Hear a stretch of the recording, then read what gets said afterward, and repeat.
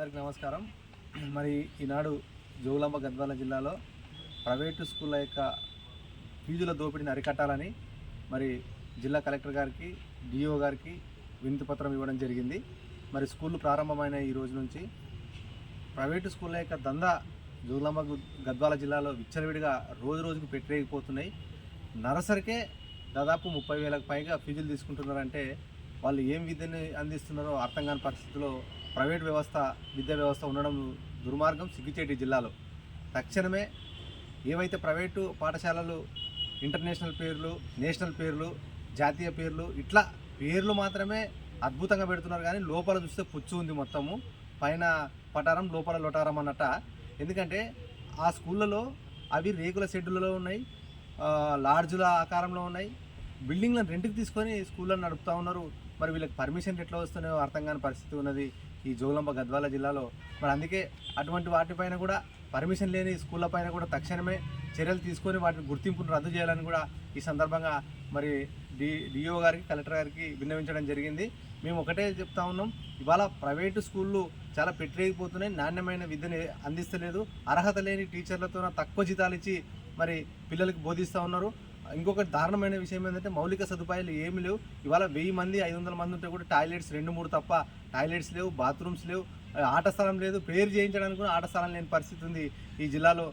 భయంకరంగా దోపిడీ మాత్రం విచ్చలవిడిగా దోస్తూ ఉన్నారు. మరి ఇప్పుడు స్కూళ్ళు స్టార్ట్ అయినాయి, ఇంకా బుక్ల పేరుతో దోపిడీ, మరి అదేవిధంగా టై బెల్ట్లతో దోపిడీ, మళ్ళీ అది కాక బస్సుల ఫీజులతో దోపిడీ చేస్తూ ఉన్నారు. మరి బుక్కులు కూడా గవర్నమెంట్ నామ్స్ ప్రకారము ఒక 1500కి వచ్చే బుక్లని ఇవాళ 10th క్లాస్ 8th క్లాస్ పిల్లలకి మరి దాదాపు 8,000 10,000 బుక్కులను అమ్ముతూ ఉన్నారు.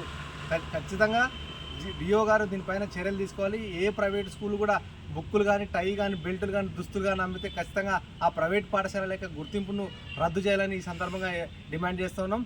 అట్లనే జిల్లాలో చాలా స్కూళ్ళల్లో కూడా ప్రైవేట్ స్కూళ్ళు పర్మిషన్ లేకుండా నడుపుతూ ఉన్నారు.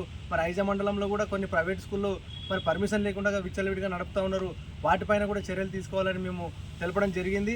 ఈ విధంగా ఉన్నది కాబట్టి ఖచ్చితంగా ఈ ఫీజుల నియంత్రణ అనేది ఖచ్చితంగా చేయాలి. విద్యా హక్కు చట్టం ప్రకారం ఫీజులను తీసుకునే విధంగా చర్యలు చేపట్టాలి. మరి ఎవరికి ఇష్టం వచ్చినట్టు వాళ్ళు ఫీజులను పెంచుకొని ఇవాళ ప్రతి ప్రైవేటు స్కూల్ కూడా వేలలో ఫీజులను పెట్టుకొని ఇవాళ కేవలం విద్యను వ్యాపారం చేసుకుంటున్నారు తప్ప ఇవాళ వాళ్ళకి నిజంగా నాణ్యమైన విద్య అందిస్తున్నారా, మరి నిజంగా వసతులు ఉన్నాయా, నిజంగా మరి ఆ నామ్స్ ప్రకారము విద్యా హక్కు చట్టం ప్రకారం నామ్స్ ప్రకారం ఏమన్నా మరి దాంట్లో ఉండాల్సినటువంటి రూల్స్ రెగ్యులేషన్స్ ఉన్నాయంటే ఏవి లేవు. విచ్చలవిడిగా రేకుల కొట్టాలు తీసుకుంటున్నారు, పర్మిషన్లు ఇస్తున్నారు, మరి స్కూల్లో నడుపుకుంటున్నారు, వ్యాపారం చేసుకుంటున్నారు. మరి వారి భవిష్యత్తు నర్సరీ నుంచి ఫౌండేషన్ పడేటువంటి విద్యార్థికి ఫౌండేషన్ ఎడ్యుకేషనే ఇంపార్టెంట్. మరి వారి జీవితము 10వ తరగతి వరకు మరి అటువంటి స్కూళ్ళలో నాణ్యత లేని విద్యను చదువుకుంటే రేపు పొద్దున ఆ విద్యార్థి ఆగమయ్యే పరిస్థితి ఉంటుంది. కాబట్టి జిల్లా కలెక్టర్ గారు దీనిపైన తక్షణమే మరి ఎంక్వైరీ చేసి జిల్లాలో స్పెషల్ కమిటీస్ ఏవైతే అక్రమంగా ఇప్పుడు ఇవాళ ఢిల్లీ వరల్డ్ స్కూల్స్ కానీ, ఇవాళ ఢిల్లీ పబ్లిక్ స్కూల్ కానీ, ఇవాళ నేషనల్ స్కూళ్ళ పేర్లు పెట్టుకొని రంగులు పూసినారు తప్ప లోపల ఏమీ లేదు.